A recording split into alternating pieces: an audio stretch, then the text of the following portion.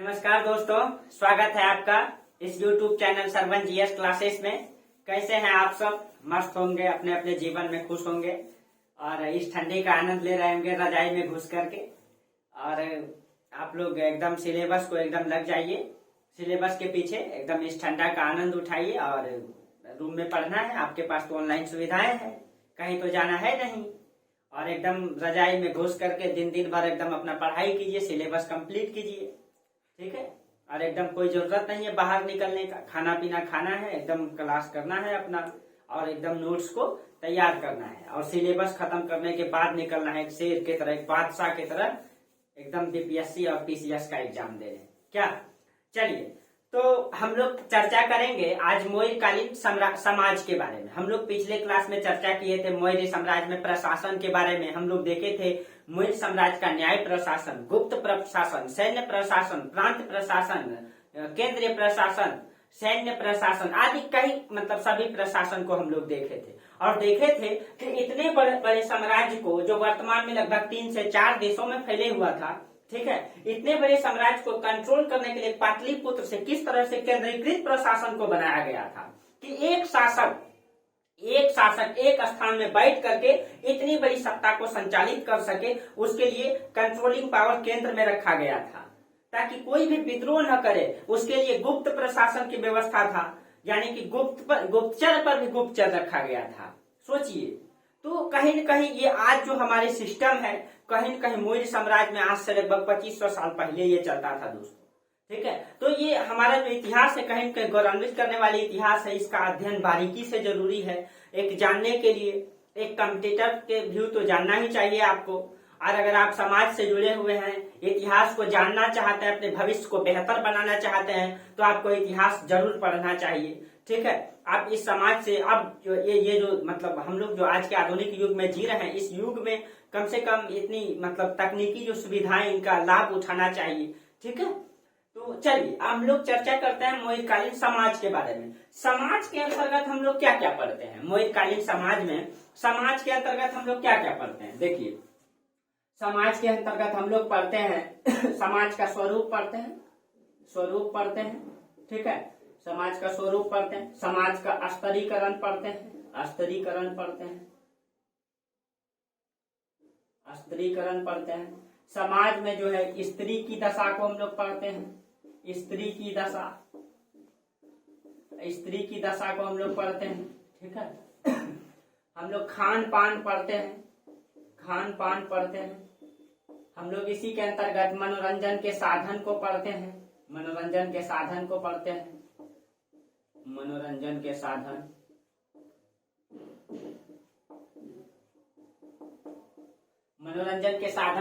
हैं। और क्या क्या पढ़ते हैं हम लोग? एक समाज के अंतर्गत क्या क्या घटनाएं होती है, आप उसके अनुसार से पढ़ेंगे। कहीं भी किसी भी समाज का आप अध्ययन करें तो इसी प्रकार से लिखेंगे। स्वरूप, स्तरीकरण, स्त्री की दशा, खान पान, मनोरंजन के साधन, ठीक है। इस तरीके से समाज के अंतर्गत इन सारी चीजों का हम लोग अध्ययन करते हैं, ठीक है।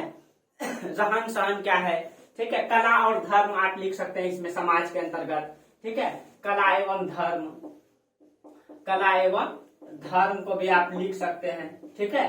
कला और धर्म। देखिए, तो हम लोग चर्चा करते हैं स्वरूप या स्तरीकरण को, ठीक है। जो मौर्यकालीन समाज है दोस्तों, ठीक है, ये कैसी है? हम लोग पढ़े थे कि वैदिक काल का समय जो है 1500 से 600 बीसी रहा। और उसमें वैदिक काल को हम लोग 2 भागों में बांटते हैं, वैदिक काल और उत्तर वैदिक काल। वैदिक काल हम लोग 1500 से 1000 बीसी, जिसमें ऋग्वेद को लिखा गया। उत्तर वैदिक काल में 1000 से 600 बीसी, जिसमें कि 3 वेदों को, यजुर्वेद, सामवेद, अथर्ववेद, 3 वेदों को लिखा गया। इसमें उत्तर वैदिक काल हम लोग इसमें पढ़ते हैं। और इसमें जो है कर्मकांड की परंपरा को जन्म दिया गया था न, यानी कि समाज जो है वर्ण व्यवस्था पर आधारित था, ठीक है। तो यहाँ पे जो हमको समाज दिखाई देता है, ठीक है, ये जो हमारा समाज है, समाज का जो स्वरूप है, ठीक है, ये पितृसत्तात्मक समाज है। कैसा समाज है? पितृसत्तात्मक समाज है। यानी कि उत्पन्न हुआ संतान पिता के नाम से जाना जाता है। जबकि हम लोग पढ़े थे कि सिंधु घाटी सभ्यता मातृसत्तात्मक समाज थी, ठीक है, जबकि ये पितृसत्तात्मक समाज है दोस्तों। अब देखिए ये जो पितृसत्तात्मक समाज है, यहाँ का अगर हम स्तरीकरण की बात करें, इसका स्वरूप को बात करें, तो हम लोग जानते हैं कि यहाँ पे वर्ण व्यवस्था पर आधारित समाज है। वर्ण व्यवस्था का मतलब 4 वर्णों में है, ब्राह्मण, क्षत्रिय, वैश्य और शूद्र। ये 4 वर्णों में समाज बटा हुआ है। ठीक है, देखिए अच्छा से लिख देते हैं, ब्राह्मण, क्षत्रिय, वैश्य और शूद्र। ठीक है, 4 वर्णों में समाज बटा हुआ है और चारों का कार्य निर्धारित है। ठीक है, ब्राह्मण का कार्य है, 6 कार्य निर्धारित किए गए थे, मतलब दान देना, दान लेना, पूजा करना, पूजा कराना। ठीक है, और यज्ञ करना, यज्ञ कराना, ये 6 काम जो है ब्राह्मणों के निर्धारित थे। क्षत्रियों का काम था रक्षा करना, वैश्य का काम था वाणिज्य व्यापार और कृषि करना, शूद्रों का काम था इन सभी का सेवा करना। लेकिन दोस्तों मौर्य काल में चूंकि कौटिल्य जो है हमेशा अर्थव्यवस्था की विकास की बात करता है, इसीलिए यहाँ पे आपको दिखाई देगा, यहाँ पे कठोरतम नियम लागू नहीं था। यहाँ पे आपको एक वर्ण दूसरे वर्णों का कर्म को करते हुए दिखाई देगा। ठीक है, इसका काम था वाणिज्य व्यापार करना शूद्रों का काम था। ठीक है, कृषि करना शूद्रों का काम था, जबकि वैश्यों का काम था, शूद्रों का काम था इन सभी का सेवा करना। लेकिन यहाँ भी आपको शूद्र जो है कृषि कार्य करते हुए दिखाई देंगे। यहाँ पे शूद्र ही नहीं, यहाँ पे दास भी कृषि कार्य करते हुए दिखाई देंगे। यहाँ पे जो है कैदी भी कृषि कार्य को करते हुए दिखाई देंगे। यहाँ पे शूद्र भी कृषि कार्य को करते हुए दिखाई देंगे। इसका मतलब यह है दोस्तों कि कौटिल्य जो है हमेशा अर्थव्यवस्था की विकास की बात करता है, हमेशा, क्योंकि वो जानता है कि एक अच्छा राज्य, एक अच्छा साम्राज्य वही होता है जिसकी समृद्धि, एक राज्य की समृद्धि उसी में होता है जहाँ की जनता खुशहाल हो। जब तक जनता खुशहाल नहीं है दोस्तों, वो साम्राज्य लायक नहीं है, वो राजा लायक नहीं है। हमेशा कौटिल्य इस चीज की उल्लेख करता है। और यहाँ पे वो जो है शूद्र को, दास को, कैदी को, बंदी को, उन सब को वो अर्थव्यवस्था से, कृषि से जोड़ देता है, ताकि कोई भी बैठ करके न खाए। यानी कि यहाँ पे वर्ण व्यवस्था पर आधारित समाज को आपको दिखाई देगा, लेकिन यहाँ जो है आपको जो मतलब जो नियम है, जो कानून है, वो कठोरतम प्रावधान लागू नहीं दिखाई देगा। ठीक है, कठोरतम लागू नहीं दिखाई देगा। यहाँ पे वर्ण व्यवस्था जाति व्यवस्था में भी आधारित थी, जाति व्यवस्था में भी बटी हुई थी। ठीक है, और सबका यहाँ पे मतलब इसमें जो है कहा जाता है कि वर्ण व्यवस्था के साथ साथ जो है जाति व्यवस्था का भी प्रमाण दिखाई देता है। लेकिन जाति मतलब व्यवस्था जो है वो जन्म पर आधारित थी, लेकिन अंतरजात विवाह पर जो है प्रतिबंध नहीं दिखाई देता है। ठीक है, समाज में 2 प्रकार के विवाह होते थे, अंतरजात विवाह पर प्रतिबंध नहीं था। ठीक है, यानी कि लोग अंतरजात विवाह कर सकता था। ठीक है, प्रतिबंध नहीं था उस पर। और यहाँ समाज में 2 प्रकार की विवाह होता था, एक अनुलोम विवाह और एक प्रतिलोम विवाह। जो समाज में विवाह होता था वो अनुलोम विवाह और एक होता था प्रतिलोम विवाह। ठीक है, अब देखिए अनुलोम विवाह में जो है जो लड़का होगा, ठीक है, लड़का होगा ये उच्च वर्ण का होगा। ठीक है, और जो लड़की होगी, ठीक है, लड़की जो होगी वो निम्न वर्ग की होगी, निम्न वर्ग की। और इसमें देखिए प्रतिलोम विवाह में लड़की उच्च वर्ग का होगा, लड़का जो है निम्न वर्ग का होगा। ठीक है, ये था, ये 2 विवाह प्रचलन में था समाज में, क्या अनुलोम और प्रतिलोम विवाह। ठीक है, देखिए समाज जो है दोस्तों मतलब कि कौटिल्य के अनुसार जो समाज है वो वर्ण व्यवस्था पर आधारित है, 4 वर्णों में विभाजित है, लेकिन ये कठोरतम प्रावधान लागू नहीं है। इस प्रकार से समाज बटा हुआ है। समाज में जो है जो विवाह परंपरा है वो अनुलोम और प्रतिलोम दोनों है, कठोरतम नियम लागू नहीं है इस पर। ठीक है, क्योंकि कौटिल्य हमेशा अर्थव्यवस्था के विकास की बात करता है। ठीक है, लेकिन जो मेगास्थनीज है, मेगास्थनीज जो है आपको पता है कि मेगास्थनीज चंद्रगुप्त मौर्य के दरबार में रहते थे। ठीक है, मेगास्थनीज कहते हैं कि समाज 7 वर्गों में विभाजित था। ठीक है, मेगास्थनीज के अनुसार समाज जो है 7 वर्गों में विभाजित था। ठीक है, ये कौन कहते हैं? मेगास्थनीज। मेगास्थनीज के अनुसार समाज जो है 7 वर्गों में विभाजित है। देखिए वो किस किस वर्ग को रखा है। सबसे पहले वो जो है एक पुरोहित वर्ग को रखते हैं ऊपर, पुरोहित वर्ग। ठीक है, पुरोहित वर्ग। वो दूसरा में किसान वर्ग को रखते हैं, ठीक है, किसान को वो अलग रखते हैं। वो शिल्पी को अलग रखते हैं, शिल्पी को, ठीक है। उसके बाद वो योद्धा वर्ग को अलग रखते हैं, ठीक है, योद्धा वर्ग को अलग रखते हैं, ठीक है। उसके बाद योद्धा है, शिल्पी है, ठीक है। 6। हाँ, एक आपका जो है कि दार्शनिक वर्ग को वो रखे हैं, दार्शनिक वर्गों को, ठीक है। देखिए वो समाज को, जैसे कि वहां पे दिखाई देता है समाज 4 वर्गों में विभाजित, लेकिन ये जो है समाज को 6 वर्गों में दिखाते हैं, ठीक, सॉरी 7 वर्गों में बताते हैं, ठीक है। अब देखिए इसमें, इसको लास्ट में लिखेंगे, इसको पार्षद वर्गों को ये बताता है। उसके बाद एक निरीक्षक वर्गों को ये बताता है, निरीक्षक वर्गों को ये बताता है। और 7वां में जो है आपका दार्शनिक वर्ग को बताता है, दार्शनिक, ठीक है। ये कहता है इस प्रकार से कि समाज 7 वर्गों में विभाजित है। पुरोहित के बारे में देखिए, इन सब के बारे में एक एक करके कहता है। देखिए इसका मतलब है कि मतलब वो जो है मेगास्थनीज जो है, जिस वर्ग को जो कार्य करते हुए देखा उसी आधार पे वो समाज को विभाजित किया है, ठीक है। वो जो समाज को विभाजित किया,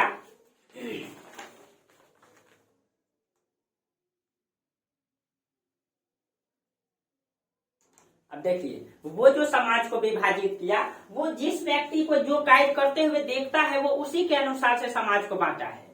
वो जो है उसी के आधार पे समाज को बांटा है, ठीक है। जैसे जैसे में, एक सेकंड दोस्तों,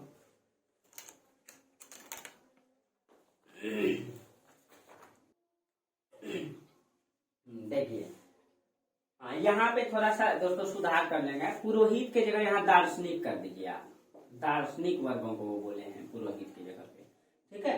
और यहाँ पे दार्शनिक के जगह आप शिकारी वर्ग कर देंगे, शिकारी। यानी कि वो जब समाज का जब अध्ययन कर रहे थे वो, ठीक है, जब मेगास्थनीज समाज का घूमते होंगे, समाज का अध्ययन करते होंगे, तो वो देखे कि कोई शिकार कर रहा है तो उसको शिकारी में रख दिए, कोई खेती कर रहा है तो उसको किसान में रख दिए, कोई युद्ध लड़ने जा रहा है उसको योद्धा में रख दिए, किसी को देखे ध्यान मग्न करते हुए उसको दार्शनिक में रख दिए। यानी कि मेगास्थनीज जो ऐसे देशों से है जहाँ पे अरस्तु, जहाँ पे जो है सुकरात, प्लेटो जैसे महान महान दार्शनिक हुआ करते थे, और वहां पे जो है ज्ञान का माध्यम जो है वहां पे दार्शनिक वर्ग एकांत में ध्यान मग्न करते थे। तो उनको ये लगा कि ये जो ध्यान मग्न करते हैं जंगलों में जाकर के ये दार्शनिक वर्ग हैं, इसीलिए वो सन्यासी को, वो पुरोहित को ये दार्शनिक वर्ग बताते हैं। और दार्शनिक में भी वो 2 प्रकार के दार्शनिक बताते हैं। इसमें वो कहते हैं कि दार्शनिक भी 2 प्रकार के, एक है ब्राकामेन और एक है सारामेन, ठीक है, एक है सारामेन। 2 प्रकार के दार्शनिक वो बताते हैं, ठीक है। मतलब कि सारामेन का मतलब जो गृहस्थ जीवन में रहते हुए ज्ञान प्राप्त करे वो सारामेन, जो है गृहस्थ जीवन में रहते हुए ज्ञान प्राप्त करे वो सारामेन। अब ब्राकामेन का मतलब जो आजीवन जो है संन्यास ग्रहण कर ले, ठीक है, आजीवन ब्रह्मचर्य का जीवन बिताए, वो जो है ब्राकामेन, वो दार्शनिक वर्ग को बताते हैं, ठीक है। क्योंकि मेगास्थनीज समझ नहीं पाए भारत को, मेगास्थनीज जो है अपने अनुसार, यूनान के अनुसार भारत का अध्ययन कर दिए, ठीक है, यूनान की तुलना भारत से कर दी, इसीलिए वो समझ नहीं पाए। मेगास्थनीज कहते हैं, ठीक है, मेगास्थनीज कहते हैं कि दूसरा सबसे बड़ा वर्ग किसान है, दूसरा सबसे बड़ा वर्ग किसान। ये कहता है कि सेना और किसान दोनों के कार्य बटे हुए हैं, यानी कि जो सेना का कार्य करेगा वो किसान का कार्य नहीं करेगा, जो किसान का कार्य करेगा वो सेना का कार्य नहीं करेगा। यानी कि वो किसान को दूसरा सबसे बड़ा वर्ग बताते हैं, ठीक है, दूसरा सबसे बड़ा वर्ग जो है वो किसान को बताते हैं वो, ठीक है, किसान को बताते हैं, ठीक है। अब देखिए शिल्पी, तीसरा वर्ग वो शिल्पी को रखते हैं, ठीक है। शिल्पीकार का मतलब जो कि हड़िया बर्तन बनाते हैं मिट्टी का, जो मतलब फर्नीचर का काम करते हैं वो सब शिल्पकार हैं, ठीक है। तो वो जो है शिल्पी को, यानी कि देखा कि जो शिल्पकार का काम करते हैं उनको शिल्प में रख दिया, ठीक है। सेना के बारे में वो कहते हैं, जो योद्धा है इसके बारे में कहते हैं वो 2 तरह के योद्धा हैं, ठीक है। एक अस्थाई है, यानी कि सेना वर्ग अस्थाई, और एक अस्थाई है, ठीक है। और अस्थाई का मतलब जब युद्ध होता था तो युद्ध के समय कुछ ऐसे किसान होते थे जो ट्रेंड होते थे, उनको भी बुला लिया जाता था युद्ध में, ठीक है। और उनको जब तक वो युद्ध करेंगे तब तक उनको वेतन दिया जाता था। तो वो अस्थायी हो गया। अस्थायी का मतलब जो साम्राज्य में सेना था तो वो था ही, ठीक है। इस तरीके से निरीक्षक वर्ग एक कर्मचारी वर्ग है, जो निरीक्षक है ये कर्मचारी वर्ग है। पार्षद वर्ग, इसको वो सबसे छोटा वर्ग बताते हैं, ये जो है सबसे छोटा वर्ग इसको बताते हैं वो, ठीक है, सबसे छोटा वर्ग इसको बताते हैं, ठीक है। निरीक्षक वर्ग एक कर्मचारी है ये, ठीक है। शिकारी का मतलब आप समझ रहे हैं, जो शिकार करते हैं वो शिकारी हैं, ठीक है। तो यानी कि मेगास्थनीज ने अपने अनुसार से समाज को बताया कि समाज 7 वर्गों में विभाजित है, लेकिन कौटिल्य के अनुसार समाज 4 वर्ण व्यवस्था पर आधारित था। वर्ण व्यवस्था मतलब 4 वर्णों में विभाजित था। वर्ण व्यवस्था जाति आधार पर था, ठीक है, जाति आधार पर बढ़ चुका था, ठीक है। लेकिन मेगास्थनीज उसको 7 वर्गों में बांटते हैं, ठीक है, क्योंकि वो भारत के समाज को सही से समझ नहीं पाए, ठीक है, सही से समझ नहीं पाए, ठीक है। मेगास्थनीज कहते हैं, मेगास्थनीज के अनुसार कि मतलब कि मौर्य काल में दास प्रथा नहीं चलता था, जबकि दोस्तों दास प्रथा का प्रचलन था, दास प्रथा का प्रमाण मिलता है, ठीक है। मतलब कौटिल्य खुद 9 प्रकार के दास का उल्लेख करता है। कौटिल्य जो है, हाँ, मेगास्थनीज कहते हैं, ये कहते हैं कि दास प्रथा नहीं है। ये क्यों नहीं भारतीय समाज को समझ पाए? दास प्रथा को ये कहते हैं कि नहीं है, ठीक है। ये किस आधार पर बोले नहीं है, जबकि कौटिल्य कहते हैं, ठीक है, कौटिल्य खुद 9 प्रकार के दास का उल्लेख करता है, ठीक है, 9 प्रकार के दास का उल्लेख करते हैं, ठीक है। मनुस्मृति में 7 प्रकार के दास का उल्लेख है। नारद स्मृति में 15 प्रकार के दास का उल्लेख है, ठीक है। मनुस्मृति में 7 प्रकार के, ठीक है, नारद स्मृति में, ठीक है, नारद स्मृति में 15 प्रकार के दास का उल्लेख है। फिर भी मेगास्थनीज कहते हैं कि दास प्रथा नहीं है। क्यों? ये ऐसा क्यों कहते हैं? क्योंकि कौटिल्य ने दास को, किसान को, शूद्रों को, सबको कृषि से जोड़ दिया था। तो मेगास्थनीज को लगा कि दास का काम तो होता है सफाई करना, उसका रक्षा करना, सेवा करना, तो वो किसान वर्गों को देखे और यहाँ पे दास को पुरस्कृत किया जाता था, सम्मानित किया जाता था। दास अगर अच्छे काम करते थे तो उसको पुरस्कार दिया जाता था। तो मेगास्थनीज को लगा दास को तो कहीं सम्मान नहीं दिया जाता, इसीलिए वो समझ नहीं पाए, ठीक है। यहाँ पे दास का भी सम्मान था, इसी कारण से वो समझ नहीं पाए। वो कहते हैं कि यहाँ पे दास प्रथा नहीं है, जबकि दास प्रथा का प्रचलन था दोस्तों। दास प्रथा का प्रमाण मिलता है, कौटिल्य खुद जो है 9 प्रकार के दास का उल्लेख करते हैं, ठीक है। अब देखिए, ये तो हो गया मौर्य मतलब कि साम्राज्य में जो है कि स्वरूप क्या है, ठीक है। तो कौटिल्य के अनुसार 7 भागों में बटा हुआ है, मेगास्थनीज के अनुसार, सॉरी, कौटिल्य के अनुसार 4 भागों में है और मेगास्थनीज के अनुसार 7 भागों में बटा हुआ है, ठीक है। अब देखिए मौर्य काल में स्त्री की दशा कैसी है।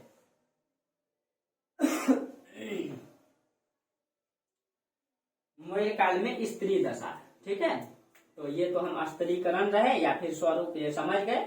अब हम लोग समझते हैं स्त्री दशा कैसी है। स्त्री दशा, ठीक है, स्त्री दशा कैसी है।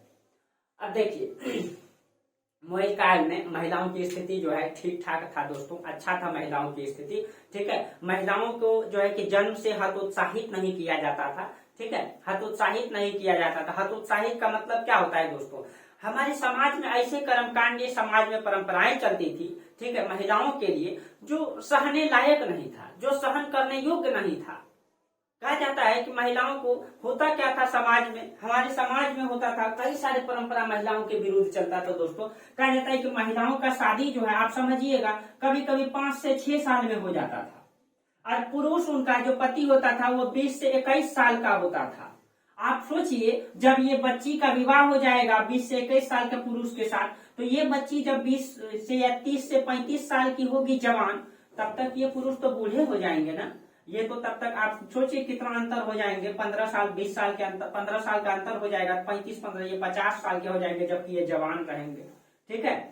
ये अभी जवान रहेंगे और ये बूढ़े होकर के इनकी मृत्यु भी हो जाएगी, ठीक है। आप सोचिए, देखो इस परिस्थिति में क्या होता था, ठीक है, कभी कभी ये विधवा हो जाती थी, जवान जवान महिलाएं समाज में विधवा हो जाती थी। अगर आपको इसमें अगर एक फिल्म को देखना है तो आप देख सकते हैं, ऋषि कपूर का एक फिल्म है प्रेम रोग, इसी पे बनाया गया है, ठीक है, कि विधवाओं का मतलब किस तरीके से उस समय राजघराने में महिलाओं का मतलब कि कैसे सिस्टम था, कैसे शोषण था, ठीक है, इन सब चीजों को दिखाया गया है उसमें, ठीक है, एक प्रेम के माध्यम से। तो कहा जाता है ऐसा होता था कि अब ये महिलाएं 30 से 35 साल की होती थी जवान, तो इनका पति मर जाता था तो ये विधवा हो जाती थी। विधवा के लिए क्या परंपरा था दोस्तों, विधवा को जो है, ठीक है, सफेद साड़ी पहनाया जाता था ताकि वो सुंदर देखने में न लगे, ताकि कोई देख करके उनको लाभान्वित न हो। उसको टिकली पाउडर सिंदूर लगाने का कोई अधिकार नहीं था ताकि वो देखने में सुंदर न लगे। उनको अच्छा भोजन नहीं दिया जाता था, सूखी रोटी दिया जाता था ताकि उनका कामुकता का भाव उत्पन्न न हो। उसको जब सूर्य उगता था तो सूर्य उगने से पहले मॉर्निंग में वो पहले वो घर के कोने में रहेगी, जब तक सूर्य अस्त ना हो जाए, डूब ना जाए, तब तक वो घर के कोने में रहेगी, कैद रहेगी। आप सोचिए दोस्तों, इस तरीके से समाज में परंपरा चलती थी, ठीक है। इससे अच्छा है कि आप उनको मार ही देते, उससे मार ही देते।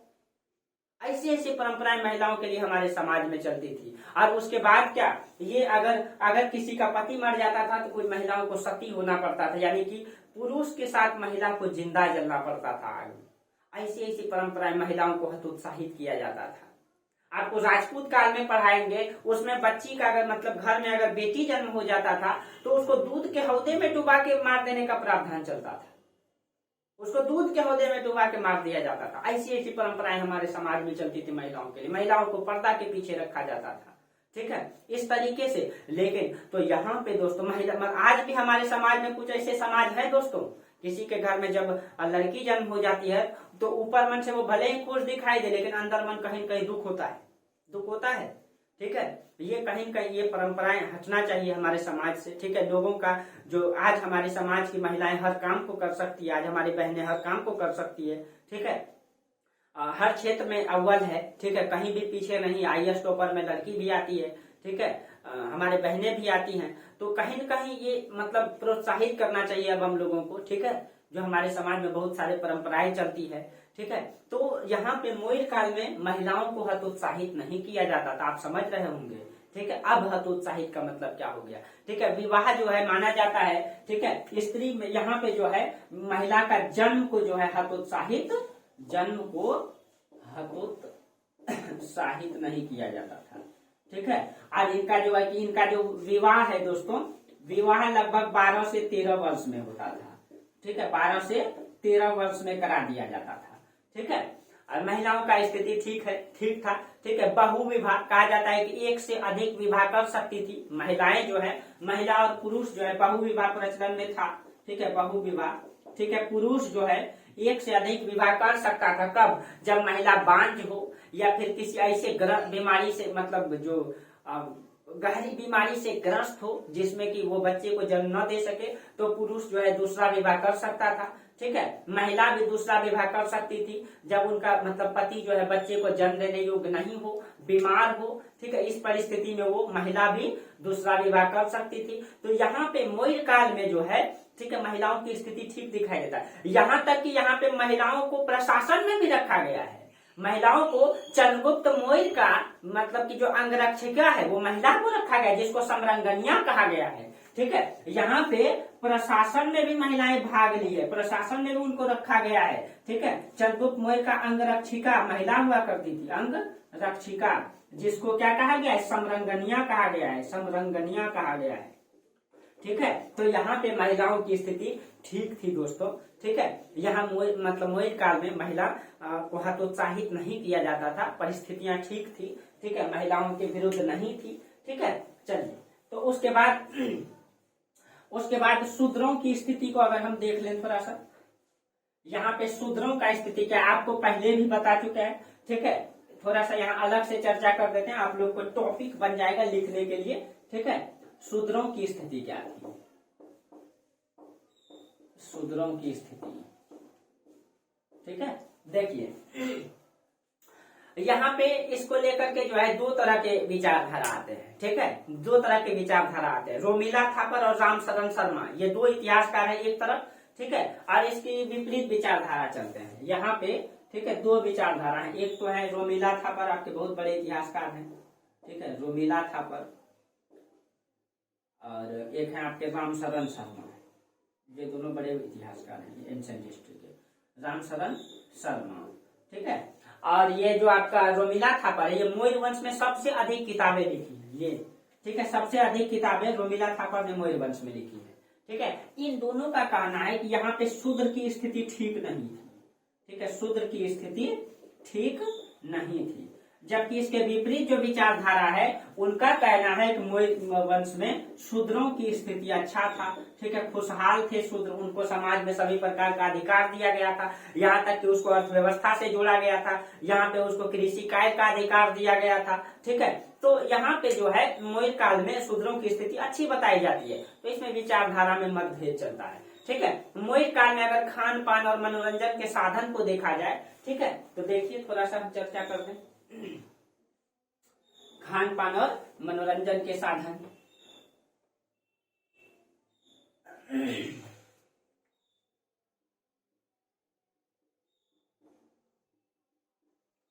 खान पान एवं मनोरंजन के साधन, मनोरंजन के साधन।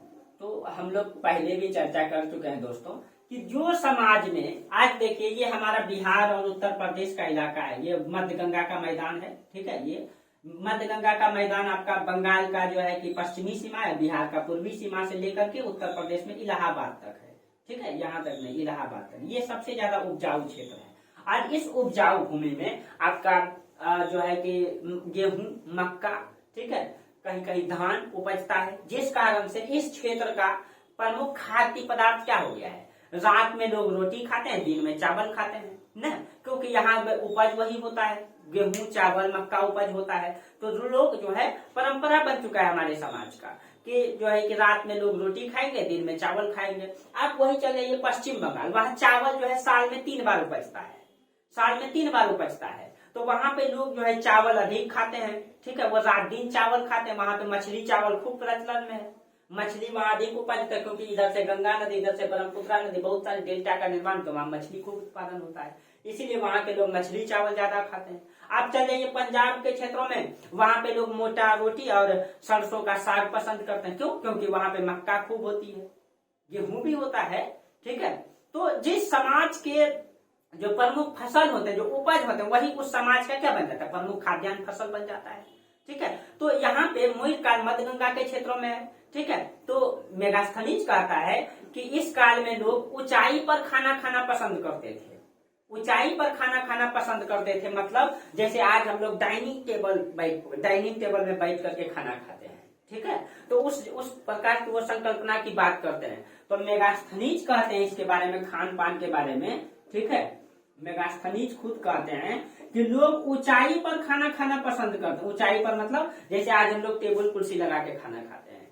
ठीक है, लेकिन ये मतलब उस समय भी ये ऐसा परंपरा बताते हैं, मेगास्थनीज खुद इसके बारे में कहते हैं। ठीक है, और ये कहते हैं कि भोजन में सबसे पहले चावल परोसा जाता था। ठीक है, भोजन में सबसे पहले चावल परोसा जाता था। अब मुख्य भोजन क्या हो गया, चावल, गेहूं, मक्का का कम परिमाण आया है दोस्तों, मक्का का कम परिमाण है। तिलहन में आपका जौ का परिमाण है। ठीक है, जौ है आपका, और सरसों का भी है। ठीक है, सरसों का भी है। इन सब मुख्य फसल यही चावल, मक्का, गेहूं ये सब हुआ करते थे। ठीक है, और लोग ऊंचाई पे खाना खाना पसंद करते थे। कहा जाता है कि जो महिलाएं होती थी वो एकांत में भोजन करना पसंद करती थी। आज ये हमारे समाज की मतलब परंपराएं हैं, एक प्रकार से संस्कृति है। ठीक है, कि महिलाएं एकांत में खाना खाती है, और ये कहते हैं कि महिलाएं जो है एकांत में नीचे बैठ के खाना खाना पसंद करते थे। ये मेगास्थनीज कहता है, ये हमारे समाज की खूबसूरती है दोस्तों। क्या हमारे समाज की खूबसूरती है। हालांकि ये परंपराएं अब बदल चुकी है, अब बदलने लगी है, अब सब साथ में बैठ के खाते हैं परिवार में। ठीक है, लेकिन पहले की महिलाएं, आज भी कुछ समाज के आपको पुराने परंपरा की महिलाएं दिख जाएंगे जो सबको खाना दे देंगे, उसके बाद खाने के बाद वो एकांत में कोना में बैठ के खाना खाएंगे।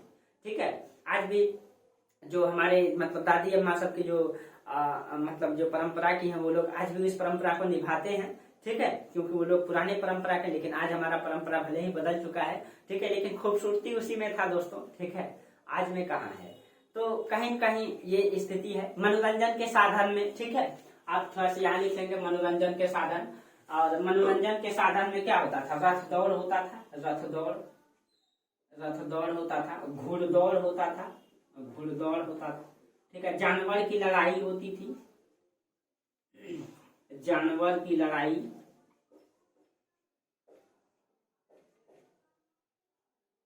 जानवर की लड़ाई होती थी। नाटक होता था, नाटक मंचन होता था। अब नाटक कौन पसंद करता है, अब तो सबके हाथों में मोबाइल आ गया। क्या नाटक मंचन, संगीत हो गया, ठीक है, संगीत हो गया, शिकार हो गया, ये सब जो है संगीत, शिकार, ये सब मनोरंजन के साधन थे उस समय, ठीक है, मनोरंजन के साधन थे मौर्य काल के, ठीक है, मौर्य काल के मनोरंजन के साधन मुख्य रूप से यही थे, ठीक है। तो ये आपका रहा दोस्तों मौर्यकालीन समाज, ठीक है। हम लोग आज क्लियर कर लिए मौर्य काल को, हम लोग लंबे क्लास से कर रहे हैं मौर्य काल, और मतलब कि पूरा क्लास हम लोग कर लिए। मौर्य काल को आप लोगों को विशेष तरह से बताया दोस्तों, क्योंकि आपको सबसे ज्यादा क्वेश्चन भी पूछा जाएगा, बीपीएससी का एग्जाम देंगे। एक तो बिहार का खास इतिहास रहा ये, उसके बाद आपको विशेष रूप से जानना भी है, बिहार से है तो, ठीक है, ये बिहार का भी इतिहास स्पेशल पढ़ेंगे तो यही आप पढ़ेंगे। तो इसीलिए बिहार का इतिहास को बेहतर बताना था, प्लस में भारत के इतिहास में सबसे बड़ा राजवंश जिन्होंने वर्तमान के, जिसको अखंड भारत हम लोग कहते हैं दोस्तों, उतने बड़े क्षेत्र पर जो भूभाग पे शासन किया, इसीलिए हम इसको जो है विशेष चर्चा किए, लंबा क्लास दिया आप लोगों को, ठीक है। और आप लोगों को मेरा क्लास अगर अच्छा लगता है, बेहतर लगता है, तो आप लोग लाइक कमेंट जरूर करें और शेयर भी जरूर करें, ताकि हम आप लोग के लिए और बेहतर से बेहतर कर पाए, और मतलब कि आगे और आप लोगों के लिए बेहतर कर पाए, ठीक है। तो आज हम लोग यहीं रहने देते हैं, फिर हम लोग अगले क्लास में चर्चा करेंगे मौर्य काल के बाद जो है, ठीक है, मौर्य वंश के बाद आता है शुंग वंश, कर्ण वंश, आंध्र सातवाहन वंश, ठीक है। फिर उधर हम लोग देखेंगे विदेशी आक्रमण होता है, जो आपका क्या हिंद यवन शासक उसको कहते हैं, उसमें शक है, पार्थियन है, कुषाण है, ठीक है, यूची है, मतलब ये सब का आक्रमण होता है। तो हम अगले क्लास से इसका कॉन्सेप्ट को क्लियर करेंगे। आपका इतिहास में कहीं भी दिक्कत नहीं होगा आपको पढ़ने में, ठीक है, कहीं भी डाउट नहीं होगा, 1% भी डाउट नहीं होगा। जहां डाउट हो आप कमेंट कर सकते हैं, आप हमसे डायरेक्ट में मतलब बात भी कर सकते हैं। मेरा टेलीग्राम ग्रुप से जुड़ जाइए, वीडियो के लिंक में डिस्क्रिप्शन में रहता है आपका लिंक, ठीक है। तो चलिए, तो आज हम लोग यहीं तक बात करते हैं दोस्तों। आप लोग मेरा पूरा वीडियो देखते हैं, इसके लिए आप लोगों को बहुत बहुत धन्यवाद। आप लोग खूब मस्ती से पढ़ाई कीजिए, आगे बढ़िए, ठीक है, और साथ साथ हम भी आगे बढ़ेंगे, आप लोगों के साथ रहेगा तो जरूर बढ़ेंगे, ठीक है। ठीक है दोस्तों, थैंक यू।